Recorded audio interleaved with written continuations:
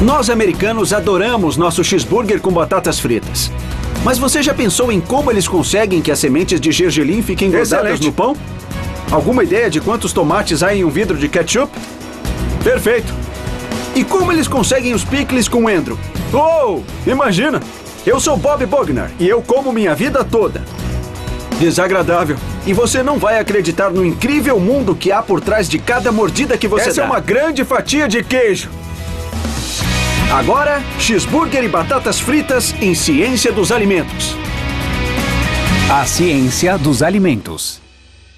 Estou aqui por um clássico americano. Cheeseburger com batatas fritas. Ano passado, os americanos compraram mais de 7 bilhões de cheeseburgers e 8 bilhões e meio de porções de batatas fritas. São 23 cheeseburgers para cada homem, mulher e criança nos Estados Unidos. Você pode levar só alguns minutos para comer um desses. Eu, com fome, levo 1 minuto no máximo. Mas o que é incrível é como se faz essas coisas.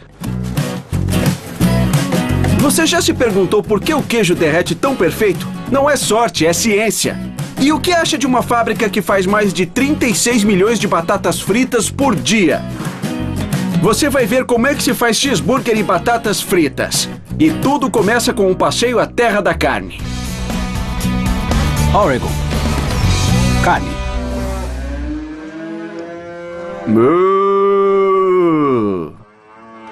Eu trabalhei em quase todos os postos da indústria de restaurantes, mas devo dizer, essa é a primeira vez que fico confinado com uma coisa que eu como. Estou aqui em Illinois e estamos em um grande curral. Roger anda pelo curral rodeado por aproximadamente 700 cabeças de gado. Elas não só são um monte de vacas, são fêmeas que já tiveram bezerro. Esses são os bezerros machos e fêmeas. Então, qual deles é melhor para fazer carne de hambúrguer? Todos são bons para hambúrgueres. Antes do gado ser trazido para cá, ele é alimentado só com pasto nos campos. Mas agora estão aqui por um motivo apenas, que é a engorda. Esse caminhão aqui dá a cada vaca mais de 18 quilos de comida por dia. Em meados do século XX, o gado em engorda chegava a 360 quilos. Hoje, o gado que se alimenta exclusivamente do pasto chega a 450 quilos. Mas nas grandes produções, gado como esse recebe uma super comida, feita para o ganho de peso rápido. E se você olhar bem, pode ver o que tem aqui. Temos milho, temos grãos destilados, temos feno, temos tudo o que é preciso para que eles fiquem gordos. Eles precisam ganhar até 1,5 kg a cada dia que estiverem aqui. Para maior ganho de peso, fazendeiros também dão hormônios que afirmam não serem detectados na carne quando ela chega ao mercado. Em média, os hormônios ajudam em um ganho adicional de 7% de peso. Então as vacas chegam com 270 a 360 quilos e saem daqui com mais de 540 quilos. Prontas para ser... Qual a palavra certa? Abatidas. Abatidas para nossos hambúrgueres. Essa é a palavra que a indústria de carne usa para a morte. Os abatedouros americanos matam mais gado que em qualquer país no mundo. Aproximadamente 37 milhões e meio por ano. Por volta de 70 por minuto. E todos eles têm que ser cortados. Então eu vim a Eichmann's Processing em Seward, Illinois, para ver como eles fazem os hambúrgueres. E fico feliz em dizer que isso é feito sob a vigilância do Departamento de Agricultura americano. Esse lugar é imaculado. Isso tudo por causa do livro de 1903 do autor Upton Sinclair, A Selva, que expôs as terríveis condições das unidades de processamento americanas, obrigando o governo e a indústria a resolverem o problema. Então, que comece o abate.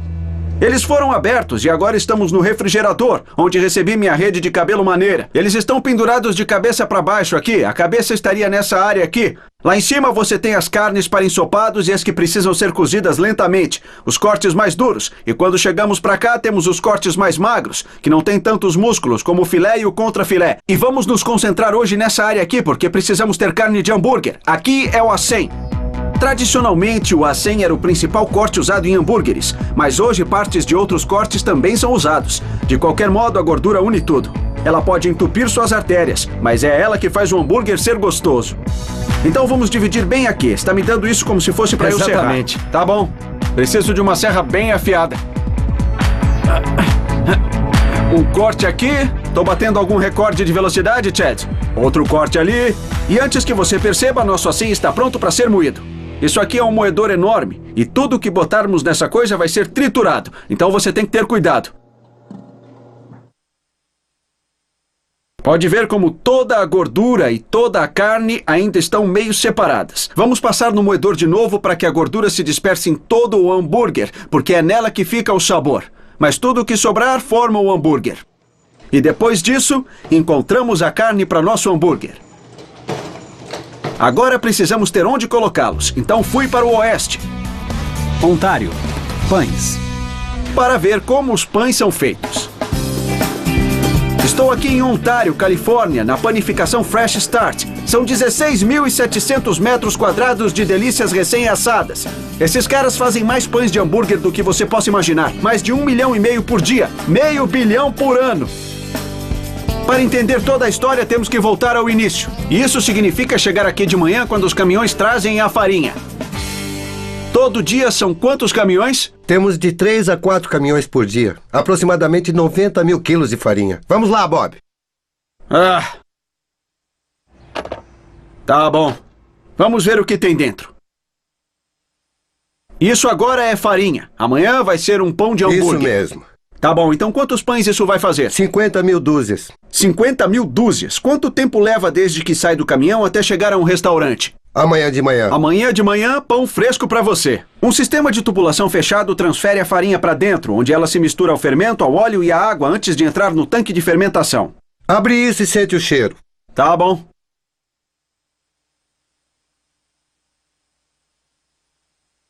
Oh! Isso é muito forte. Nossa, cheira a cervejaria. Dá pra sentir o cheiro da fermentação. Isso dá ao pão o seu gosto fermentado. Então se cheirar a cerveja, tá bom. Pronto para Eu ser vivo a vida usado. por isso. A seguir, os funcionários põem ingredientes como sal e cálcio. Abre esse aí, Bob. Esse compartimento aqui? Vamos jogar sal aí. Tá bom, deixa eu jogar um pouco aqui. Joga aí dentro. Um pouco por cima do meu ombro. Um pouco por cima do ombro. Tá bom, aí vai. Não foi muito difícil. Tá bom, agora mais 11. Mais 11? Mais 11 de sal. Tá bom, sal, né? Abre com a faca, Bob. Outra pessoa vai fazer o resto. Está tudo bem. Depois, um misturador gigante transforma isso tudo em massa. Olha aí. Ele entra na linha de produção. É aqui que separamos todos os pedaços da massa e ele corta perfeitamente toda vez. Passam por esses rolos, saindo do outro lado como círculos perfeitos, esferas Isso. perfeitas. É incrível. Quero dizer que essa é a máquina mais legal que você tem. A máquina depois polvilha a bola de massa com farinha, pressiona na forma de um hambúrguer e põe todas em uma forma que não gruda. Nossa, olha isso! A precisão é incrível! Toda vez que eles saem, caem no lugar certo. Temos esse fora do lugar. Você conserta isso? Esse vai ser consertado quando ele sacudir. Tá bom, A vamos ver massa o que se encaixa acontece. no lugar. Viu só? É isso aí. Então, automaticamente, tudo acaba bem no centro, onde eles precisam Isso. estar antes de entrar Isso. no calor? É impressionante. As massas passam num forno a 43 graus. Então vamos olhar aqui dentro, onde na próxima hora o fermento é ativado e a massa cresce. Enquanto isso, logo ali perto, os funcionários se preparam para coroar as massas com o gergelim. De onde vocês trazem isso? Da Guatemala. E elas fazem Isso. muito bem. Olha aí. Essas sementinhas têm tantos minerais e vitaminas que os soldados romanos comiam delas para ter força e energia. O que vamos Aqui fazer? vamos peneirar para ter certeza de que não há pedaços nelas. Bom, vamos provar alguns. Tem um gosto muito bom. Mas você percebe mesmo o sabor do gergelim depois que ele é torrado, isso, não é? Isso. Porque o óleo do gergelim é liberado, o que faz Isso. toda a diferença. Ele separa um ótimo pão de um bom pão. Isso. Mas primeiro temos que plantar a semente. Estamos num momento crítico na vida de um pão de hambúrguer, não é? Onde ele recebe as sementes. E eu sempre quis saber o que mantém o gergelim no lugar. É mágica, cola ou tem alguma coisa a ver com esse spray bem aqui? É exatamente ele. Olha aqui. Nós borrifamos um spray fino de água no pão. Então a água e a farinha se unem como uma cola para que essas sementes fiquem coladas. Isso. Agora que os pães têm o gergelim, é hora de aquecê-los atrás dessa parede de aço inoxidável. O grande forno. O grandão! O forno grande aqui é um forno a gás.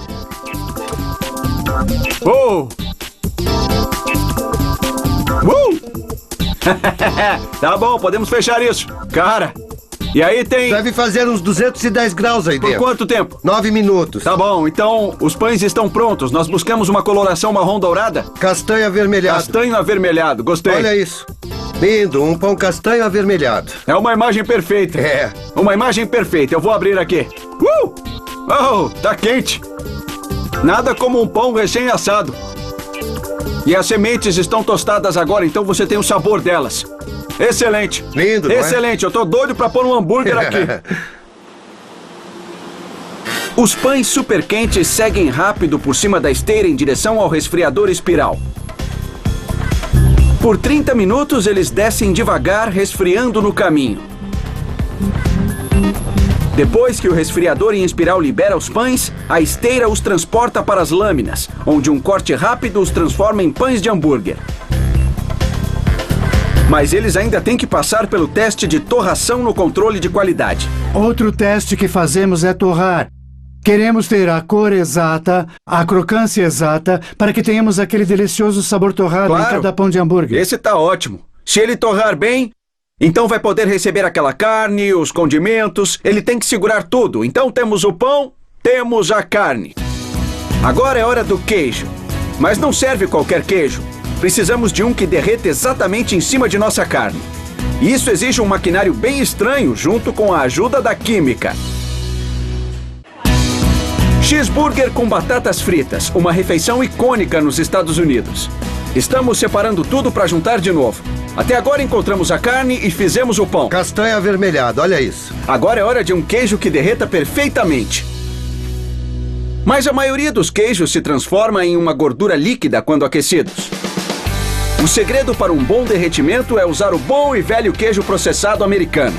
Sabe aquele queijo em fatias que vem embrulhado em plástico? Então vamos ver como o queijo processado é feito.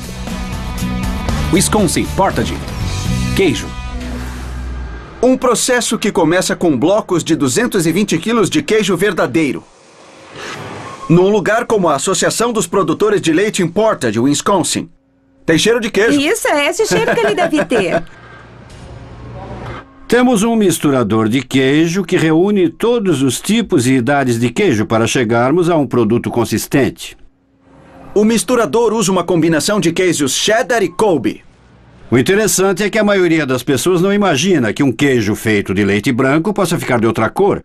Mas o povo americano está acostumado a ter queijo colorido. Então usamos corantes. Um misturador industrial une o queijo.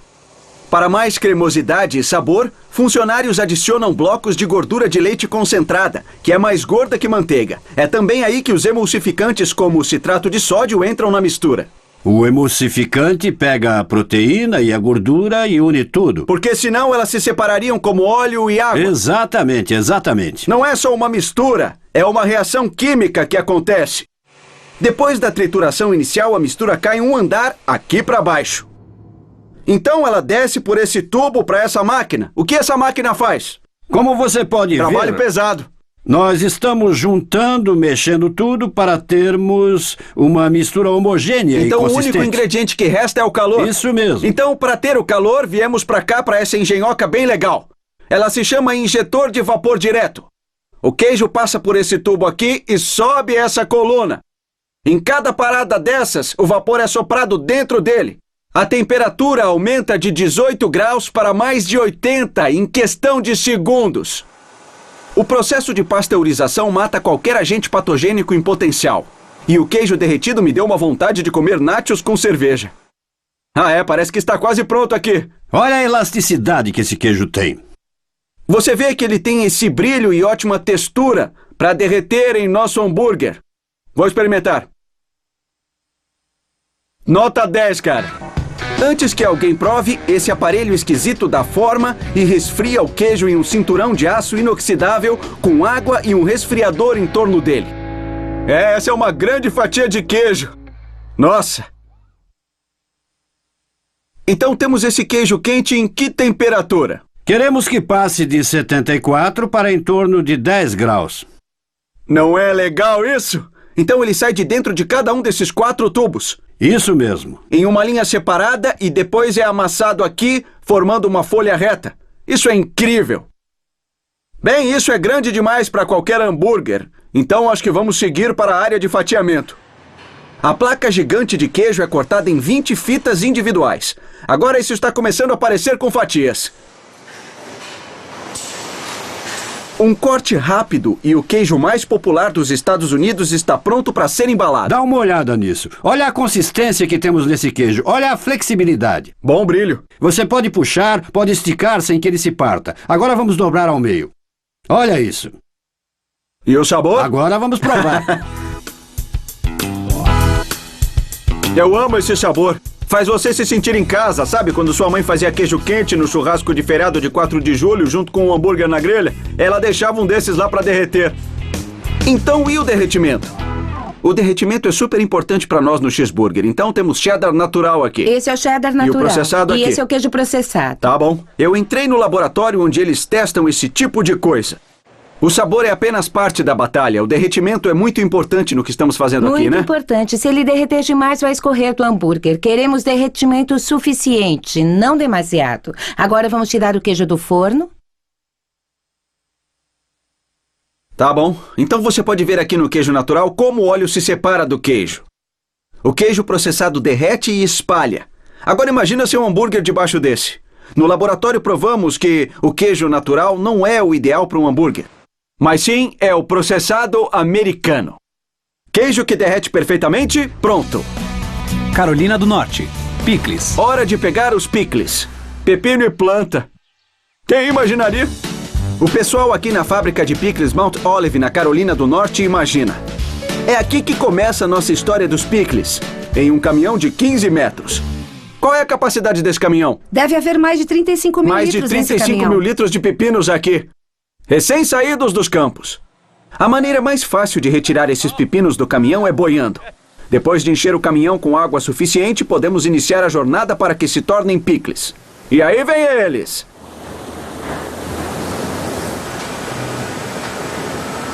Ainda tem um monte de pepinos aqui que não saíram. Então essa coisa vai cuspir água em alta velocidade para podermos limpar o caminhão. Como se chama essa coisa? Chamamos de pistola. A pistola, lá vamos nós. Segura! Tá esquentando? Segurar? Ah, meu Deus, tá bom, vamos lá. Lá vai. E eu devia ter mirado para baixo.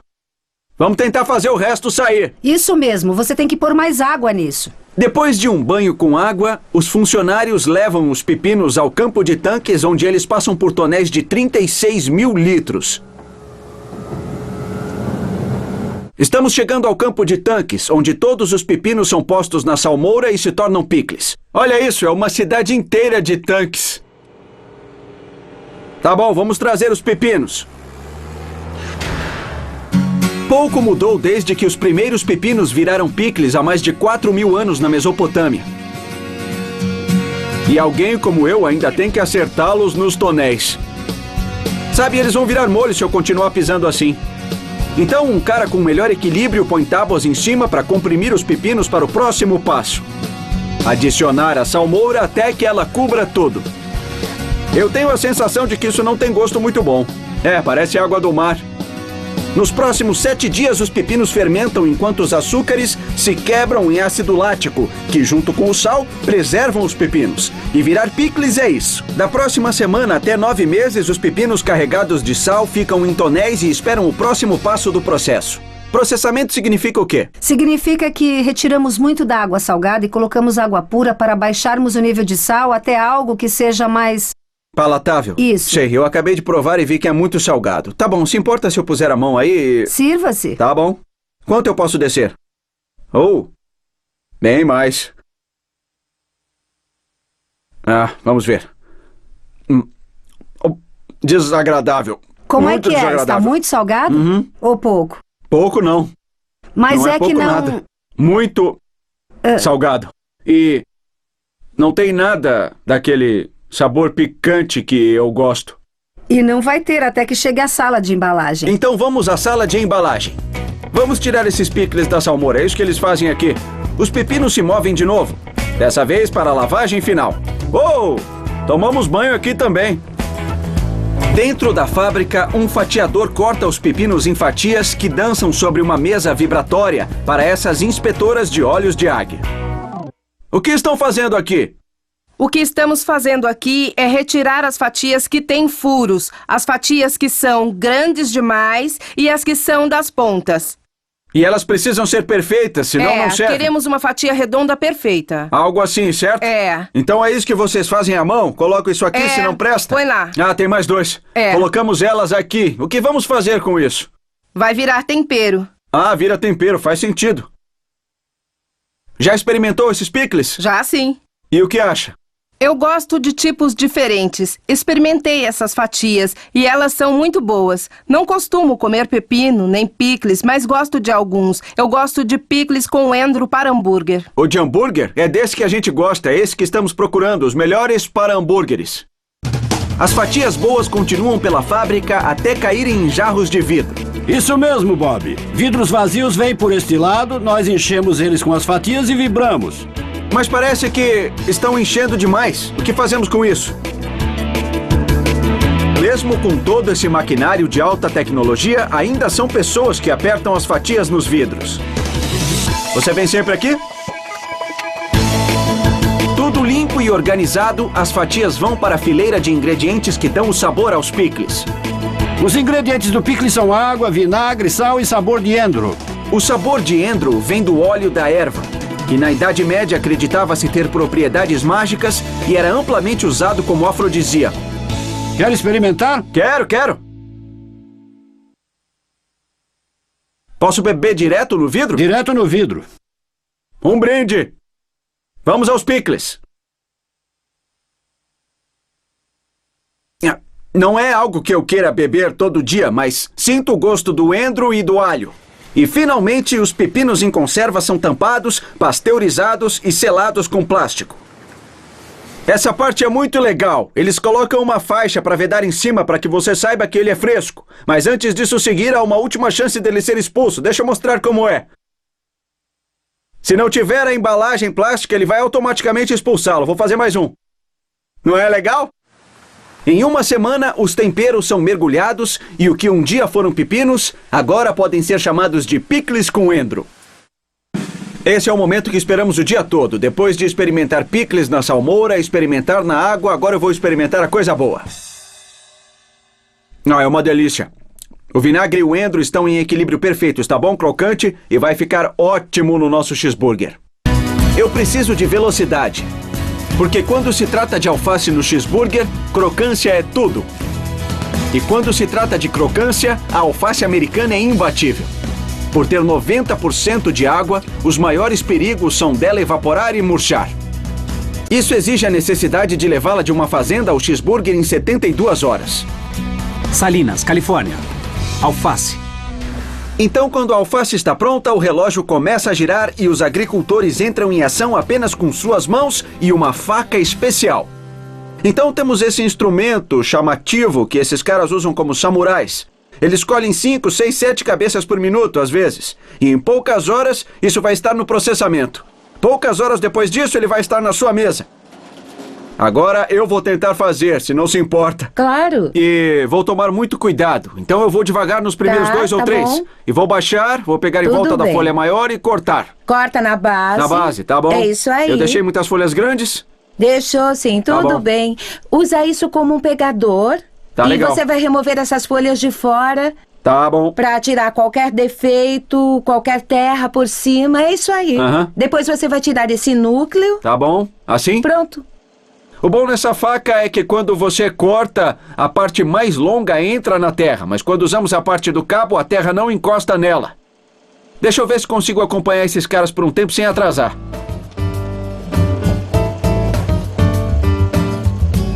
Sabe, isso não é moleza.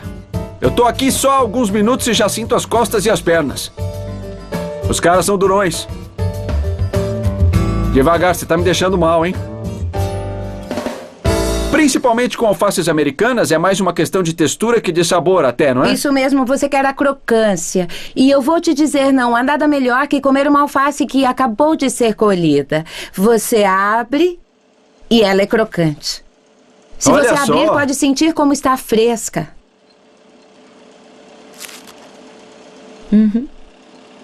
Cara, Não é demais? Você não precisa fazer mais nada além de levar pra loja, certo? Isso mesmo, direto dos campos. Perfeito.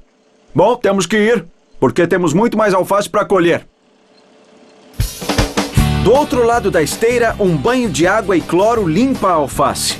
Essa alface depois cai em caixas enfileiradas especialmente para se manterem frescas durante a viagem até a unidade de processamento chamada de Fresh Express. Então a alface americana foi descarregada dos caminhões e colocada nesse equipamento. Isso é chamado de resfriador a vácuo. E sem a aplicação de nenhuma refrigeração, ele suga o calor das alfaces, chegando a menos de 4 graus Celsius em menos de 30 minutos. Quando ela sai daqui, levamos direto para que seja processada. Mas antes de eu entrar lá, é hora de outra rede de cabelo e jaleco de laboratório.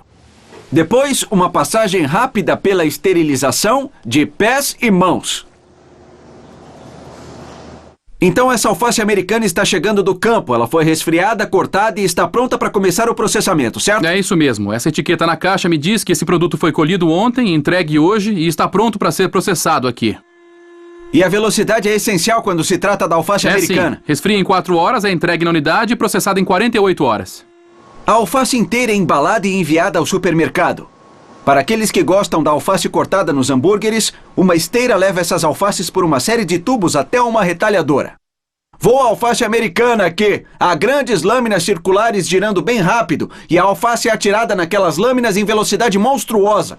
Depois é hora do banho, quando a alface cortada passa pela calha agitadora. A água aqui é água potável. E misturamos uma combinação de cloro e ácido cítrico. Você sabe que cloro e ácido cítrico são tranquilos, eles podem ser ingeridos, eles só estão aí para manter a água limpa enquanto lavam qualquer vestígio de sujeira que possa ainda estar na alface. A corrida para o mercado continua com as cascatas de alface seguindo para os passos finais.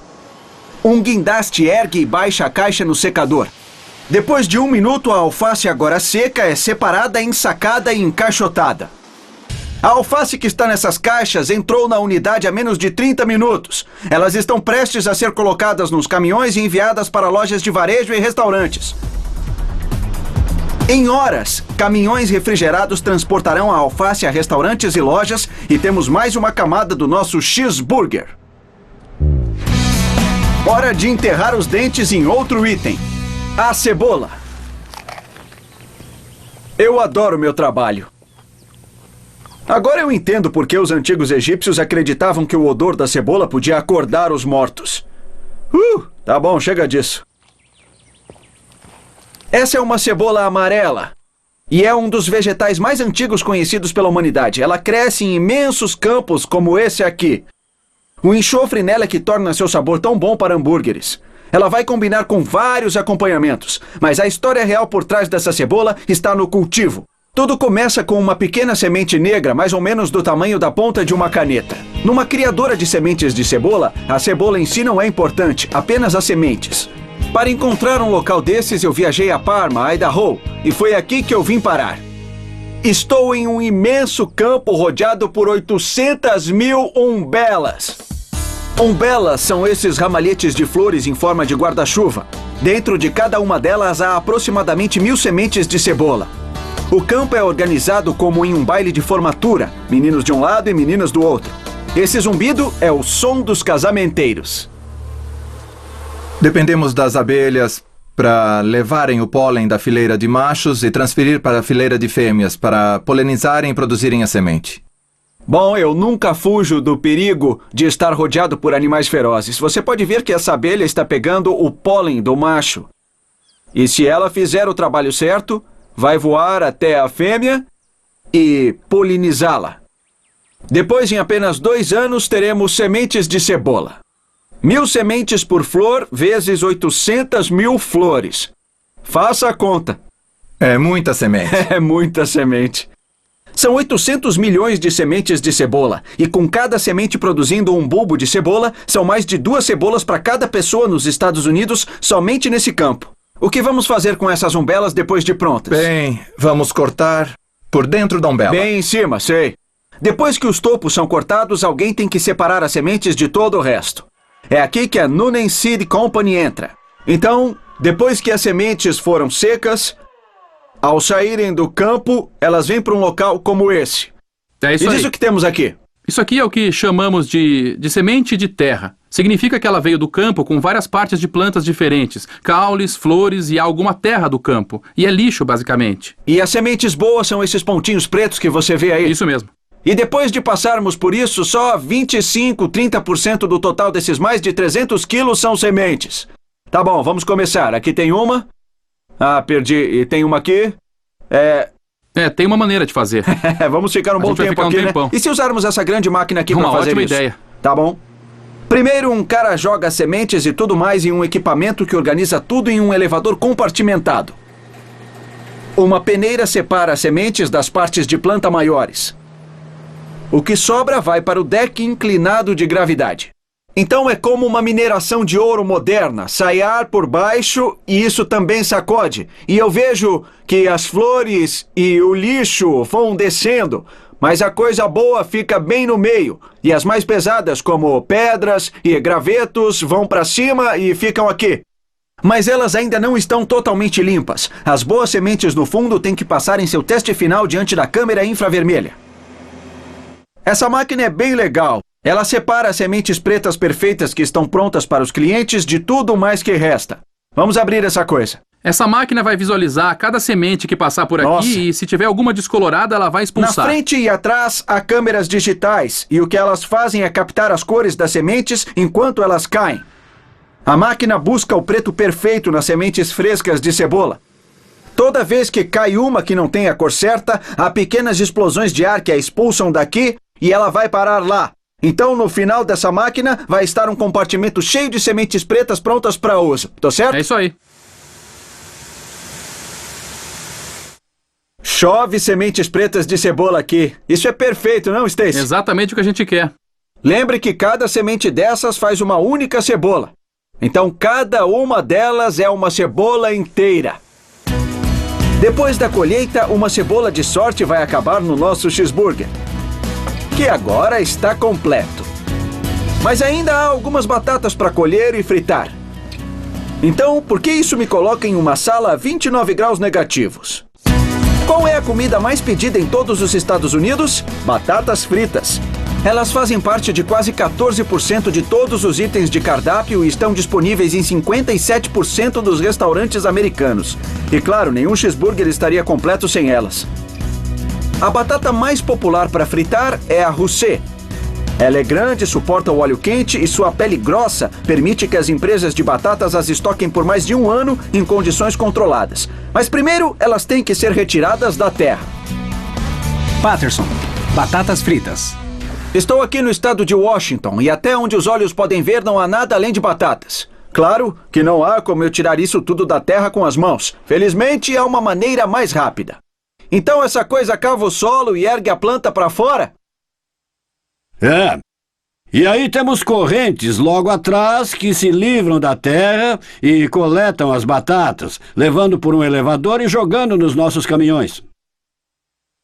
Esta batata aqui estava na terra há 20 segundos. Exatamente. Está pronta para ser lavada e depois vamos para o processamento das batatas fritas. Exatamente. Na Califórnia e na Flórida, as batatas crescem e são colhidas o ano todo. Mas em climas mais frios, o segredo é tirar as batatas da terra antes que o inverno congele. Antes de chegar ao processamento, as batatas vão para uma área onde pedras, plantas e outros restos são removidos. Esse som que você ouve são as pedras que estão saindo. Esse é exatamente o tipo de coisa que estamos procurando. Você não quer uma pedra grande. Depois disso, elas são levadas por essa esteira e automaticamente entram naquele grande semi-reboque ali. Estamos a um passo de termos nossas batatas fritas. As batatas são 80% água e então boiam. Depois que estão dentro da Lamb Weston, elas são jogadas em uma calha de água onde passam por uma limpeza inicial. De lá, elas navegam até cair em uma pilha. Olha isso! Uma montanha de batatas! E essa é só uma das muitas aqui no local. Elas já estão lavadas, mas são levadas para a água boiando pela fábrica até chegarem ao próximo passo. Assim elas não se machucam. Agora estão limpas, mas ainda estão vestidas. Então vamos descascar. Descascar só uma batata já é difícil. Descascar mais de 5 milhões por dia requer uma engenharia. Essas batatas não são descascadas de maneira comum, com um descascador ou uma faca. Elas são atingidas por um sopro de vapor que faz a água por baixo da pele ferver e formar bolhas. E aí ela pode ser esfregada e retirada. É isso que você vê saindo nessa fileira aqui. Aqui, os funcionários procuram restos de plantas ou manchas escuras nas batatas descascadas antes delas serem enviadas ao cortador. Infelizmente, a polícia da batata não nos deixa ver o que acontece aí dentro, mas tenho certeza de que posso tirar alguma informação deles. Então, Jim, quando a batata chega a esse ponto, ela está inteira, certo? Tá certo. E quando ela sai daqui, está cortada em palito, certo? Isso. Então, o que está acontecendo aqui? Aqui dentro há uma grade de facas. Ela tem lâminas cruzadas. As batatas entram aqui embaixo, impulsionadas pela água em alta pressão. Batem na grade de facas e saem cortadas. E pode me mostrar o que tem aí? Lamento, mas não. Pode me mostrar o que tem pra lá? Não, eu não posso. Então você vai ter que entender que a mágica acontece aqui dentro. Nesse lote, a máquina super secreta cortou as batatas no estilo palito clássico. Ao todo, a Lamb Weston oferece 20 cortes diferentes aos seus clientes. Os franceses e os belgas afirmam ter inventado a batata frita, mas ninguém sabe ao certo. Me chame de louco, mas eu fico com os franceses. Você vê que ela tem 6 milímetros de espessura. Ela vai encolher um pouco quando cozinhar. Isso mesmo. Tá bom, a água depois as leva por esse pequeno aqueduto e vai sacudindo. O que isso faz? A mesa que sacode expulsa os pedaços pequenos que não estão no tamanho de batatas fritas. Se ela não for perfeita como essa aqui, vai pra fora e talvez se torne um purê ou coisa assim. Aí. E depois segue pra aquela máquina imensa. O que é aquilo? É o escaldamento. No escaldamento, água fervente esquenta rapidamente as batatas, que depois recebem água fria para deter o processo de cozimento. Escaldar as batatas serve para algumas coisas. A primeira é desativar as enzimas que estão dentro da batata para que ela fique boa e macia. E também tira muito do amido, e isso ajuda na coloração dourada por fora quando ela for frita. Isso acontece na área de fritura. E faz muito calor aqui. Tô morrendo de calor. Qual a temperatura dessa coisa? O óleo está em mais de 166 graus. Então aposto que estão chiando. Vou ver lá se não se importa. Elas estão caindo. Que tipo de óleo vocês têm aí? Nós usamos uma mistura de óleo sem gordura trans. Então é ótimo. É mais saudável do que antigamente. Certo. Bom, isso é o que se chama pré-fritar, certo? Uma fritura prévia e depois é preparada para ser congelada para ser frita mais tarde. Exato. Perfeito, cara. Vamos embora daqui. 1 minuto depois de entrarem na fritadeira, as batatas emergem em outra ponta como batatas fritas. A cada dia, 36 milhões delas fazem essa viagem. Olha essas batatas douradas. Elas ficaram no óleo a 166 graus por pouco mais de 1 minuto. Elas seguem para cá e vão para o resfriador para serem preparadas para congelamento.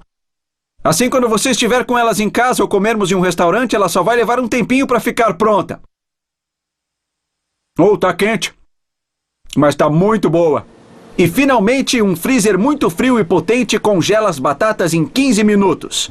A comida mais popular dos Estados Unidos precisa de apenas um banho de óleo quente para se tornar o acompanhamento perfeito de nosso cheeseburger. Depois de cortar, escaldar, pré-fritar e a fritura final agora, ela está pronta para comer. Deliciosa, tá crocante por fora e macia por dentro por causa do escaldamento onde desativamos as enzimas. E ela tem uma fritura perfeita. Mas sabe o que seria legal? Ketchup. Isso pede alguns tomates e uma empresa que saiba como pôr 20 deles em uma garrafa de 700 mililitros. Por baixo da cobertura dessas folhas levemente tóxicas está o fruto mais popular do mundo, o tomate. Na verdade, ele é da família do morango. Mas independente de como seja classificado, uma fatia grossa fica ótima em um cheeseburger. E ele também faz um bom ketchup. Só há um desafio. Como colocar 20 tomates dentro de uma garrafa de 700 mililitros de ketchup? Hanford, Califórnia. Ketchup. O processo começa na colheita de julho a outubro.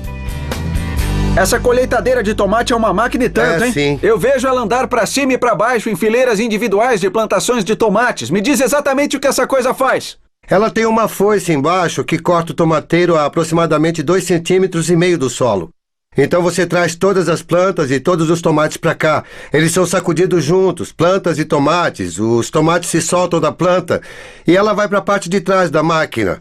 Os tomates passam por aqui. Quando os tomates seguem em imensos tubos para chegarem ao processamento, a maior parte das pedras, plantas, terra e tomates verdes precisa sair dessa mistura. Temos essa máquina legal aqui. Pode me dizer como ela funciona?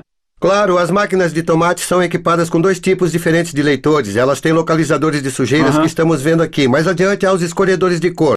Esses leitores aqui sabem a diferença entre tomates vermelhos, tomates verdes e terra. Então eu vou pegar um tomate vermelho e um verde e vou rolar os dois para ver o que acontece aqui. O vermelho foi enviado para a esteira para ser processado e o verde foi para o chão. Isso é muito legal. Por que é tão importante nos livrarmos de tudo que não for tomate? Porque a fábrica só quer tomates e o agricultor é descontado se mandar terra para lá.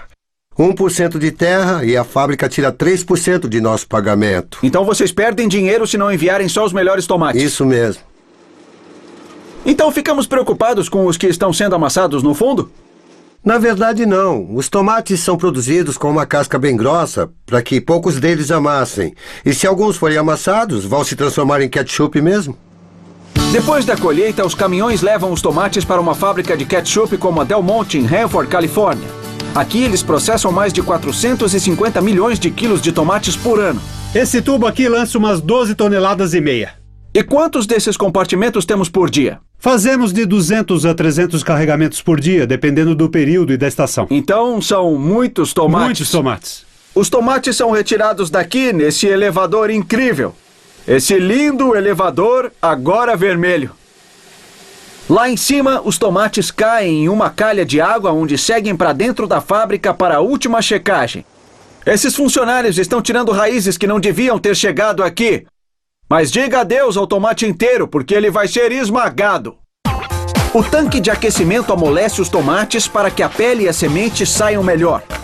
Depois, uma série de mangueiras empurram os tomates cortados através de um extrator. Tem uma peneira como essa dentro dessa máquina. O suco vem de dentro, é forçado para fora e segue para a concentração.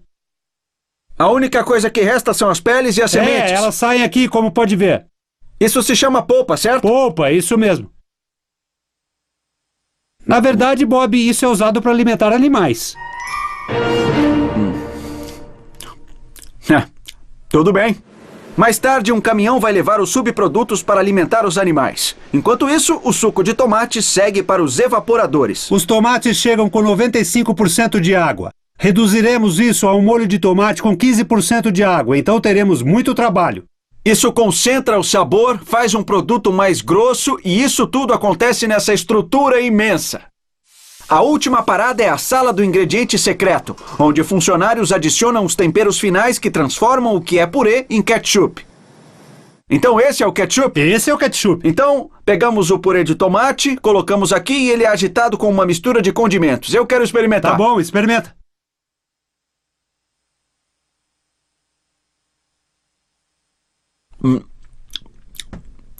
Tá super quente e tem uma doçura ácida. Essa combinação agridoce é incrível e isso dá vontade de comer ketchup quente depois.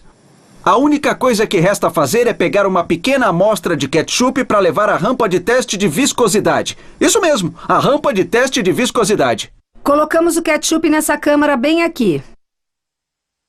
Vamos encher até a boca? Enche até a boca. Se fizer uma sujeira, tudo bem, né? Olha! Tudo bem, Bob, agora aperta. Tá bom. E o que estamos testando? Estamos testando o fluxo. Ela quer dizer que o ketchup tem que cobrir certa distância em um certo tempo. Os detalhes são segredos muito bem guardados. Espera só. Olha! É um bom ketchup grosso. E está bom? Está perfeito. Tá bom, perfeito. A maioria das pessoas gosta de ketchup grosso, mas quando a produção comercial de ketchup começou em meados dos anos de 1800, ele era aguado e fino, principalmente porque os fabricantes usavam tomates não maduros. Menos de 4 horas depois de entrarem em processamento, eles já estavam dentro das garrafas. E aí está, uma apertadinha e nosso cheeseburger com batatas fritas está pronto para ser comido. Eu não acreditaria se não tivesse visto pessoalmente todo o trabalho duro das pessoas. As máquinas legais e as redes de cabelo. Não preciso dizer que nunca mais olho para um cheeseburger com batatas fritas da mesma maneira. Mas depois de tudo isso, qual o sabor dele?